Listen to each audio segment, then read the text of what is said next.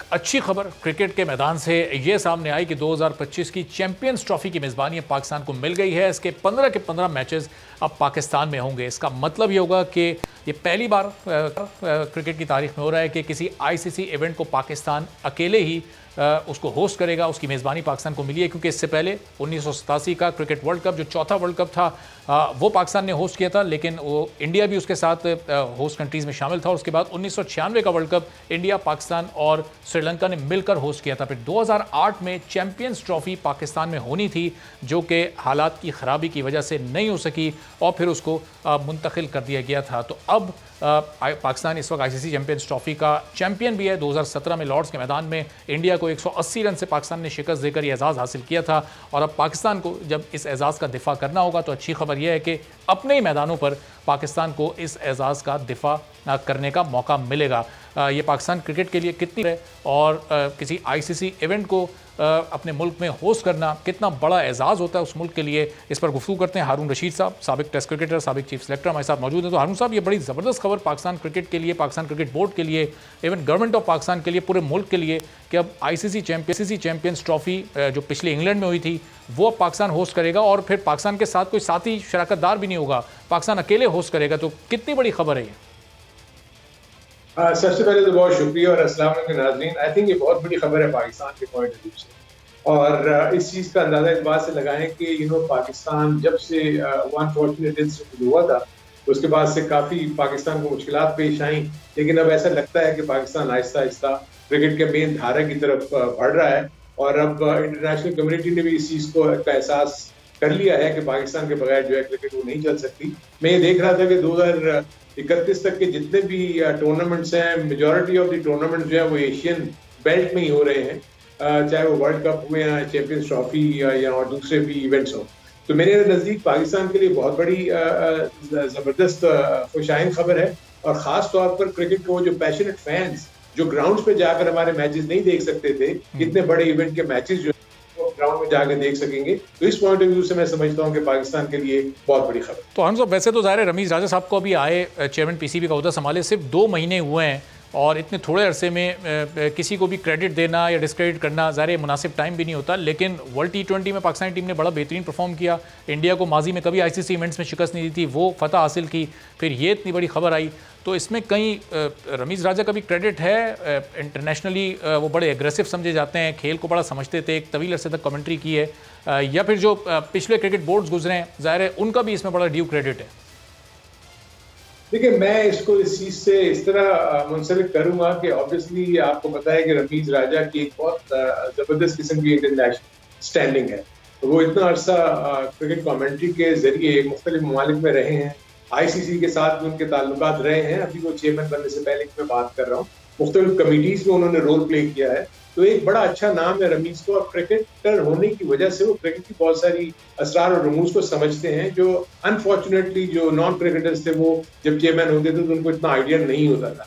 दूसरा काम जो रमीज़ ने ये किया कि जैसे ये जो 2 इवेंट्स हुए जिसमें अनफॉर्चुनेटली न्यूजीलैंड ने और इंग्लैंड ने जब अपने दौरे मुलतवी किए तो उस पर जो बहुत स्टैंड लिया रमीज़ ने वो बहुत ही स्ट्रॉन्ग स्टैंड था और उन्होंने बड़े भरपूर तरीके से पाकिस्तान की नुमाइंदगी की और इस चीज़ को बावर कराया उनको कि आप पाकिस्तान के साथ उनको आइसोलेशन में पाकिस्तान को नहीं रख सकते। और यही वजह थी कि आप देखें कि दोनों क्रिकेट बोर्ड्स ने इसको रीथिंक किया और अब दोनों यानी न्यूजीलैंड और इंग्लैंड और उसके साथ ऑस्ट्रेलिया, ये 3 बड़ी टीमों ने पाकिस्तान में आने का फैसला किया है। तो मैं तो ये फील करता हूँ कि डेफिनेटली इसमें रमीज़ को जरूर क्रेडिट देना चाहिए। मैं ये नहीं कहूँगा कि पिछले बोर्ड्स जो थे उन्होंने क्योंकि आईसीसी के फ्यूचर प्रोग्राम्स होते हैं वो पहले से तय होते हैं, बहुत सारी चीजें होती हैं जो कि पाइपलाइन में होती हैं, उसका फैसला क्योंकि मीटिंग्स में किया जाता है आईसीसी की। अभी आईसीसी की जो हालिया मीटिंग हुई उसमें ऑब्वियसली रमीज़ भी वहाँ मौजूद थे, तो वैसे तो चेयरमैन मैं समझता हूँ कि रमीज़ जरूर इस बात के ऊपर बड़ा खुश होंगे कि पाकिस्तान के लिए उन्होंने ना सिर्फ ये कि उनके दौरे जो बड़ी टीमों के थे वो पाकिस्तान में हो रहे हैं और आईसीसी चैंपियंस ट्रॉफी जो है वो भी पाकिस्तान में। तो हम सब माजी में ज़ाहिर हम बड़ा ये सुनते रहते थे कि इंडिया का बहुत ज़्यादा आईसीसी पर असर है और कुछ लोग तो ये आईसीसी को इंडियन क्रिकेट काउंसिल तक कहा करते थे।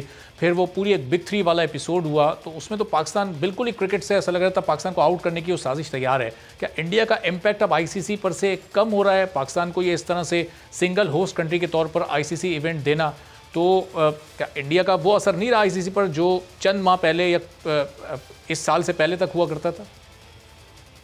देखिए, मैं इसको दूसरे एंगल से लूंगा, क्योंकि वैसे द क्रिकेटर मैं इसको आई डोंट थिंक सो कि बीसीसीआई का रोल इतना है मैं जितना कि पाकिस्तान को आइसोलेट करने में, जितना गवर्नमेंट की पॉलिसीज का। देखिए, जब भी आप देखेंगे पाकिस्तान ने कभी भी किसी चीज के लिए इंडिया को इनकार नहीं किया कि वो हमारे साथ बायलैटरल सीरीज खेलें, चाहे वो न्यूट्रल वेन्यू पे खेलना चाहे, अगर वो पाकिस्तान नहीं आना चाहते। और पाकिस्तान तो खुद भी जाने के लिए तैयार है इंडिया में, और इंडिया में वो खेला भी है। लेकिन बदकिस्मती से जब ये फैसला हुआ कि जो 6 हमारे टूर्स थे, ये शायद गालिबन नजम सेठी साहब के दौर में था, तो उसके वो बैकआउट कर गई बीसीसीआई। उसका रीजन ये था कि आई थिंक बीसीसीआई का इतना रोल उसमें नहीं था जितना गवर्नमेंट की पॉलिसी। तो मेरे अपने नजदीक गवर्नमेंट का रोल इसमें ज्यादा है।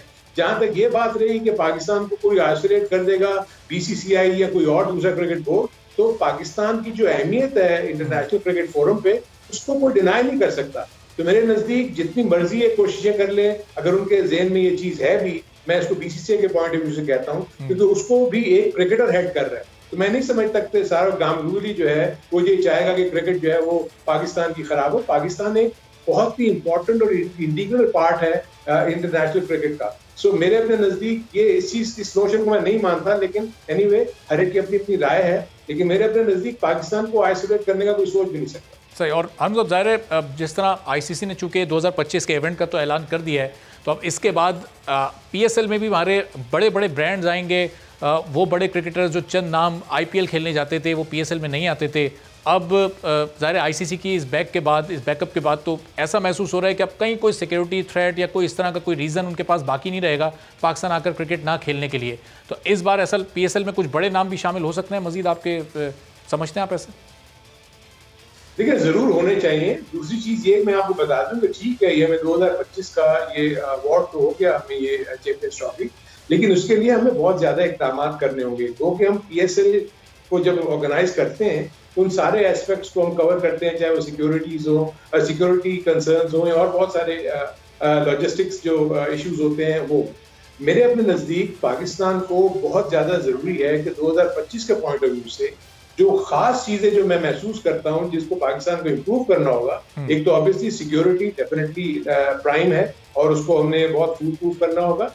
दूसरी चीजें जो हमारे जो क्रिकेट ग्राउंड्स है ना, ये प्रॉब्ली क्राउड के लिए, फैंस के लिए और जो टीमें आती हैं उनके लिए भी बहुत ज्यादा ठीक नहीं है, क्योंकि हमारे ग्राउंड्स बहुत पुराने बने हुए हैं, स्टेडियम्स, इनको अपग्रेड करना होगा। क्योंकि अब पाकिस्तान में जब भी टीमें आएंगी ना तो अपने साथ बहुत बड़ा बड़ा कॉन्टिजेंट लाएंगे। तो क्या हमारे ड्रेसिंग रूम्स जो है वो इस काबिल हैं कि तमाम टीमों को अकोमोडेट कर सकें? एक ड्रेसिंग रूम में 25 से 30 लोग, 30 से 32 लोग जो हैं वो अकोमोडेट हो सकते हैं या नहीं हो सकते?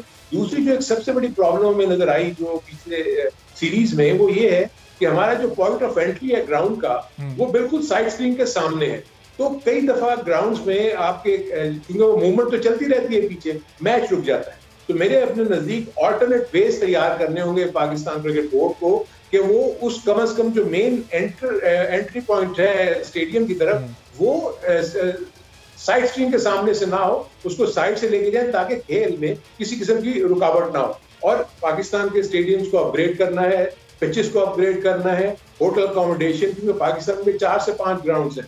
मुल्तान स्टेडियम है, रावलपिंडी स्टेडियम है, गद्दाफी स्टेडियम है, और नेशनल स्टेडियम आपका कराची है, फैसलाबाद का स्टेडियम भी है। पिशावर में अरबाब नियाज स्टेडियम बन रहा था, आई डोंट नो उसकी भी क्या पोजीशन है।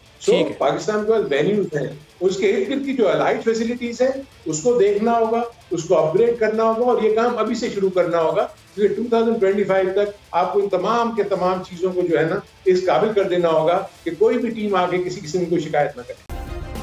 सब्सक्राइब करें और बेल दबाएं ताकि कोई खबर रह न जाए।